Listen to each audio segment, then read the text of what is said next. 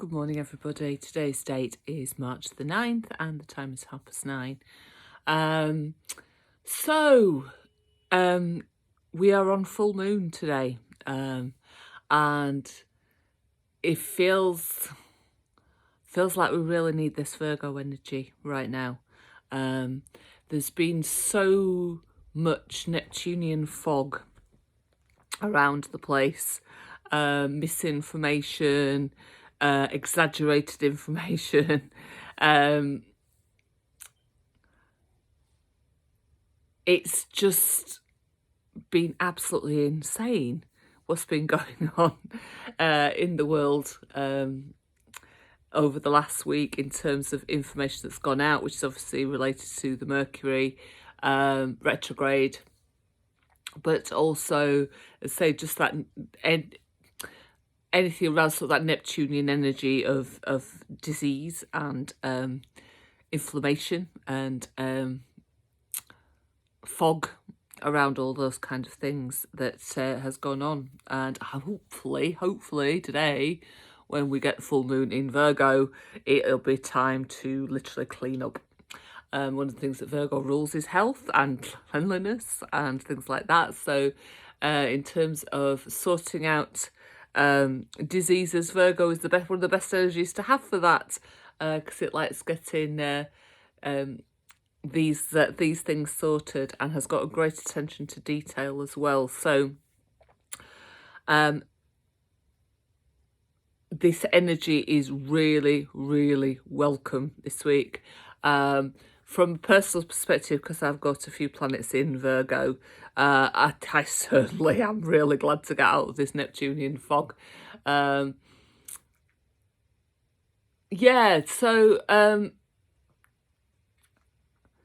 It's just felt really crazy and heavy and just like knitting fog this week. Obviously we've got the full moon in Virgo, and Virgo trying to clean up all this mess that's been happening, but also tomorrow we've got Mercury going forward finally as well. So like I say, it's this idea of clearing up, clearing the fog away, getting down to the details. Let's get some things sorted out and clarify what's going on. And obviously we're talking about the wider world, because that's been very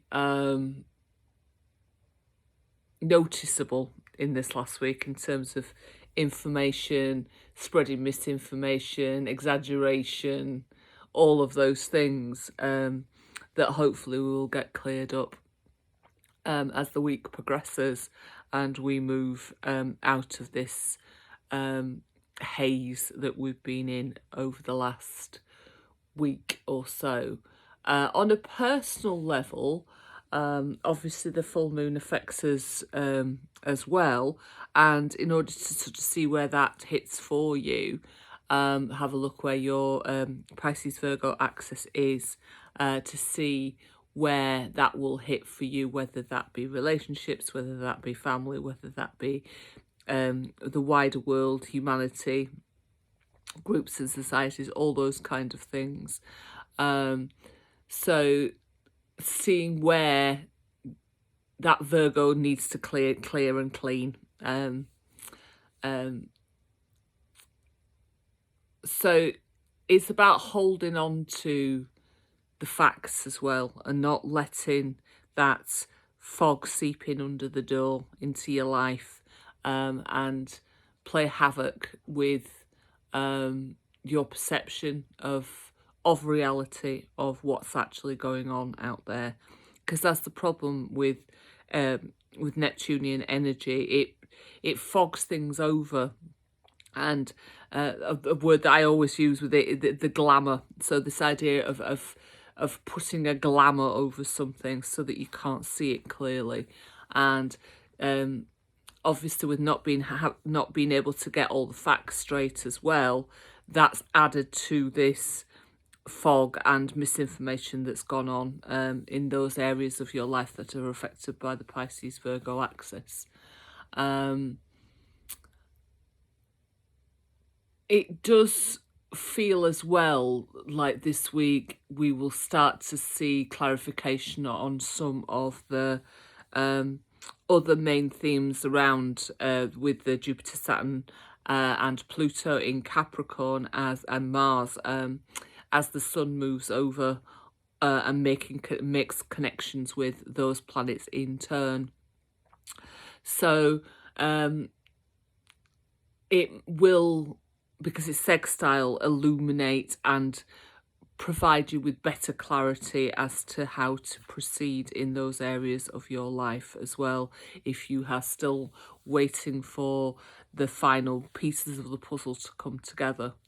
So we will get, first of all, Sun going over Jupiter this week, and then Saturn, and then finally Pluto, as it makes its journey onwards to finally come out of Pisces and into Aries next week. And also that Saturn will finally go from Capricorn to Aquarius next week as well. So this week is really all about clearing up, getting ready for the next phase, and seeing what that will bring. I've been listening as well, because I do obviously listen to a lot of other astrologers talking about their experiences of these, particularly the larger transits, because it's good to get all the different perspectives on it. And he's quite a, he's obviously a showman and everything else, but sometimes he can really hit on something, and that's a guy called the Leo King. And I was listening to his piece talking about the full moon and the Mercury station direct, and he was talking about because the bits I really like about this guy when he talks sort of historically about when these aspects have happened before, and he was talking a bit about Chiron and Chiron in Pisces, which is obviously what we have at the moment, and when the last time Chiron was in Pisces, it was making aspects similar to this was in the 60s, and when the world was looking to change for the better and to have this shift away from people only thinking for themselves to the people thinking collectively, and to looking at peace, and to look at living harmoniously and communally. And the fact that it didn't happen then was the fact that Chiron was aspecting to Saturn, whereas this time, when it happens, it will be Chiron aspecting to Jupiter.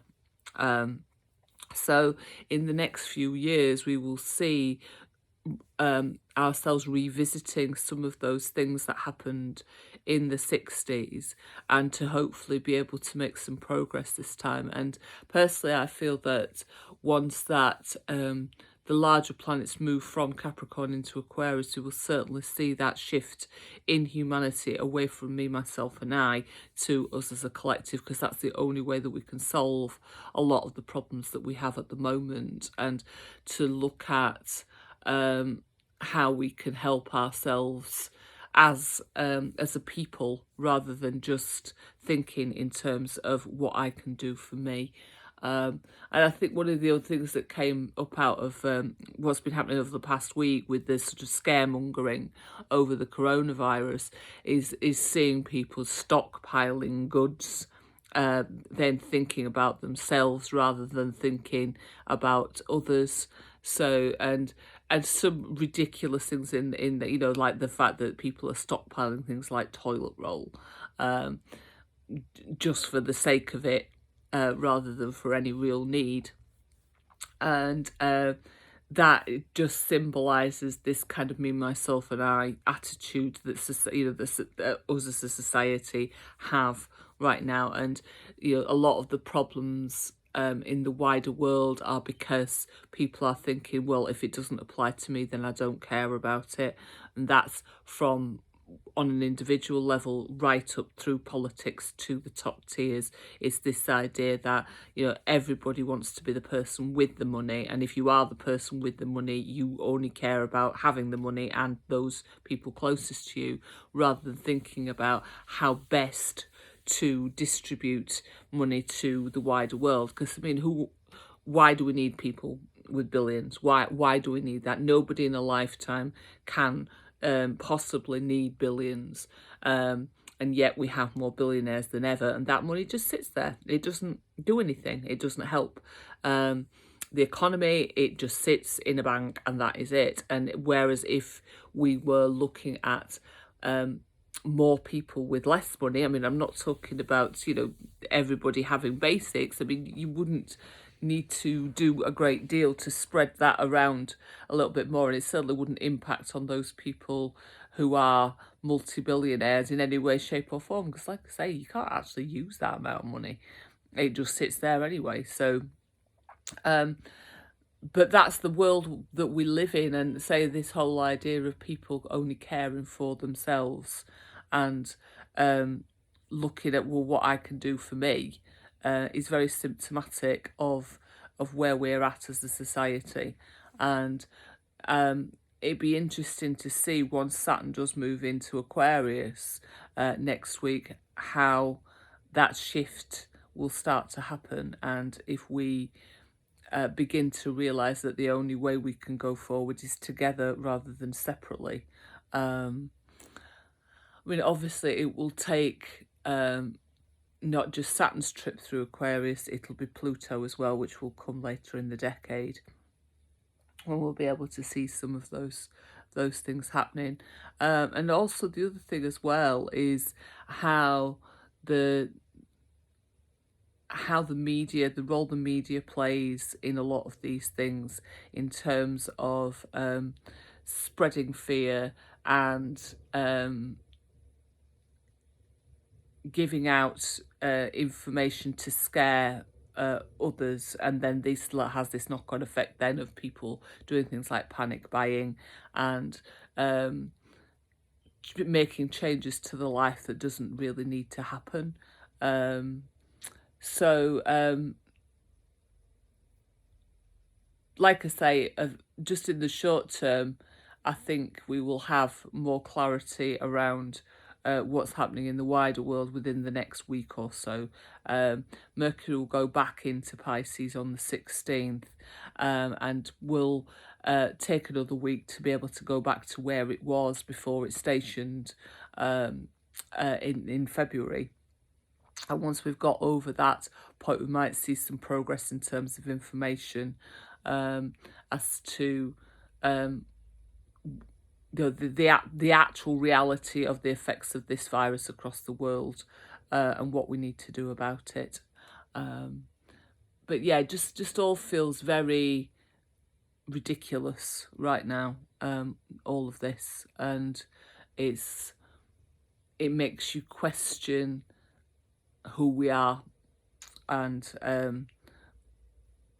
why this is happening at this present time, and what is the purpose of it. Is it for something that we need to take notice of, or is it something that we can just dismiss as a distraction away from what's really happening out there? So yes, so that's the big sort of takeaways from this week, really. A lot of it is focused outwards rather than inwards, but obviously there'll be a lot of people having a lot of inward things happening too, particularly if this full moon hits on an angle for you. So for 1st, 7th, 4th or 10th, you will be feeling the effects of this full moon a lot more than most people will do. And let me know how you get on with it, and see if there is any revelations coming up as a part of it. And particularly tomorrow, when Mercury moves forward, can you finally see the problem or the situation for what it is, and be able to start to make plans to do something about it? Okay, so that's my take for this week. Have a good week. Don't tie yourself in knots over what's going out there in the bigger world. We will get clarity, say, as Mercury does its thing and goes forward again, and we can start to make out the patterns properly about what is going on in the world. Okay, take care. Speak to you soon.